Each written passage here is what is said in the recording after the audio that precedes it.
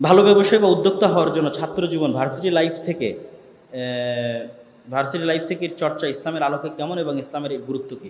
রাসূলুল্লাহ সাল্লাল্লাহু আলাইহি সাল্লাম বলেন, আত্তাজিরুস সাদুক, সত্যবাদী আমানতদার ব্যবসায়ী কিয়ামতের মাঠে নবীদের সাথে থাকবে, শহীদদের সাথে থাকবে। কত বড় কথা যে সত্যবাদী আমানতদার ব্যবসায়ী কিয়ামতের মাঠে নবীদের সাথে থাকবে, অনেক বড় কথা। ব্যবসায়ীরাই একমাত্র নিজের জন্য কিছু করতে পারে, পরিবারের জন্য কিছু করতে পারে, দেশ ও জাতির জন্য কিছু করতে পারে। চাকুরিজীবীদের জন্য কখনোই নিজের জন্য, না পরিবারের জন্য, না দেশ ও জাতির জন্য কারোর জন্যই কিছু করা সম্ভব হয় না। এই জন্য নামটাই ওরকম, চাকর, চাকুরিজীবী। উর্দুতে বলে নৌকরি, নৌকার, আপনি ঘর কা নৌকার, মানে আমার বাড়ির নৌকার মানে চাকর।